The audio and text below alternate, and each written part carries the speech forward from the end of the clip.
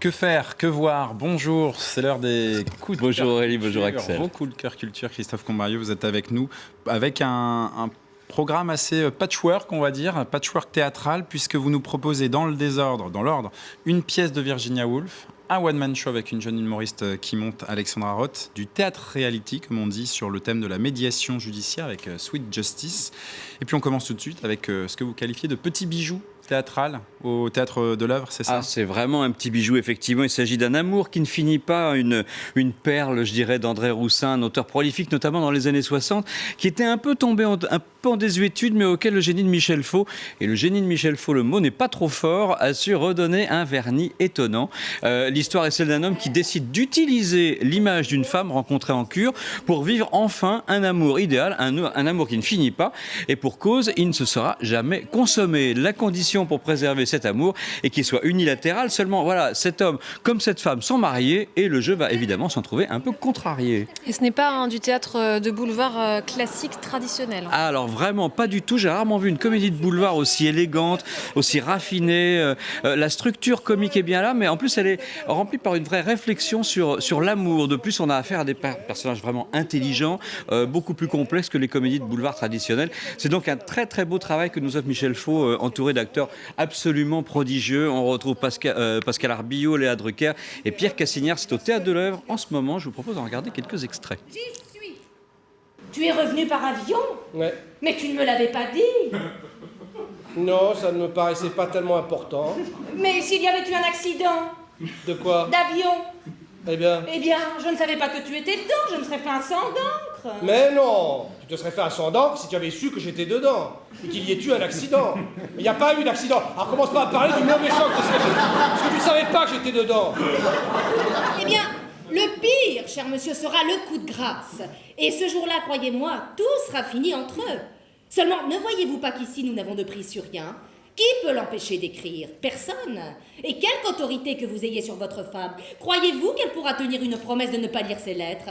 Qui vous dit même que ces lettres ne sont pas déjà devenues une partie de sa vie? Ne voyez-vous pas le danger de tout ça? Que votre femme entre dans son jeu et nous sommes perdus. Nous ne pourrons plus rien faire. Ils seront les plus forts. Ils seront heureux. C'est ça qu'il faut empêcher de s'établir le bonheur. Léa Drucker survoltée. C'est génial, c'est absolument Qui ne génial. finit pas. Donc, une autre pièce de théâtre qui nous donne à voir un processus judiciaire qu'on a rarement l'occasion de voir, ça se passe à la Comédie des Champs-Élysées, c'est ça? Absolument, la pièce s'appelle Sweet Justice.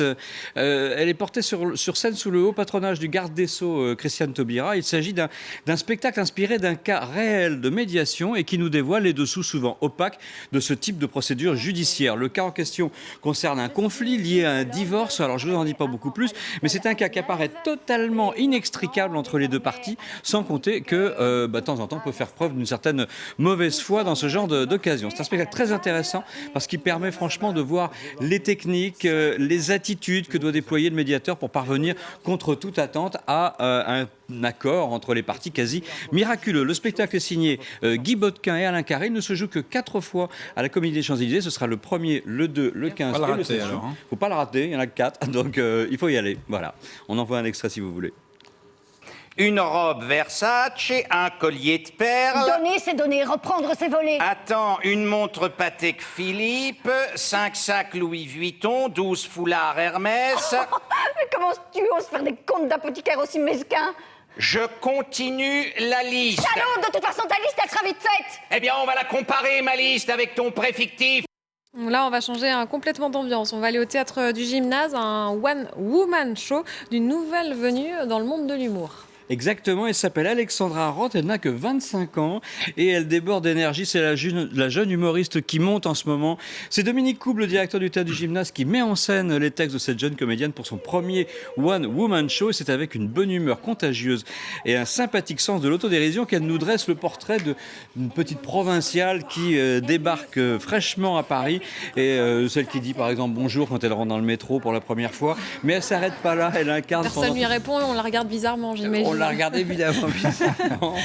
Et elle comprend très vite à qui elle a vraiment affaire. Et donc on retrouve dans son spectacle une flopée de personnages avec un naturel franchement déconcertant. Moi je vous dis qu'on tient peut-être une digne héritière de Florence Foresti ou peut-être surtout de Valérie Lemercier.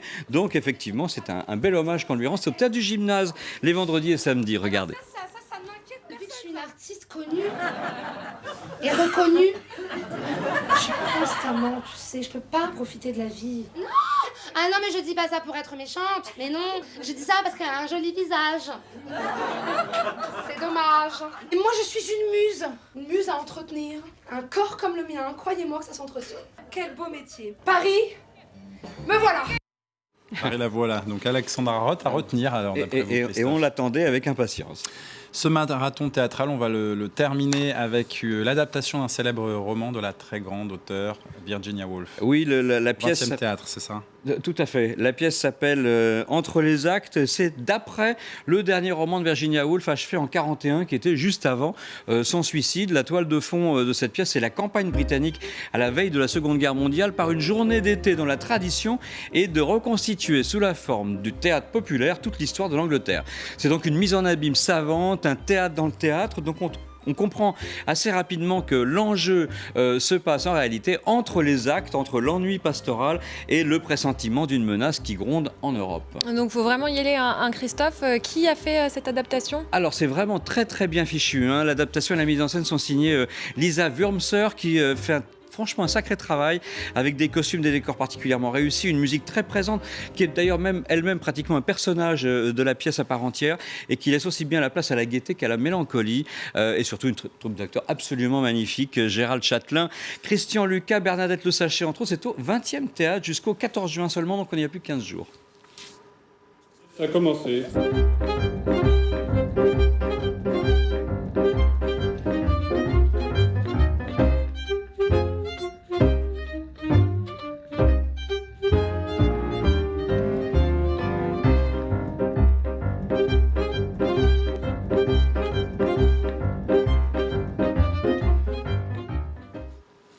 Voilà, c'est au 20e théâtre jusqu'au 14 juin. Donc Il on faut n'a pas plus le beaucoup de rater. temps. Ouais. Virginia Woolf, en plus, c'est assez rare au théâtre.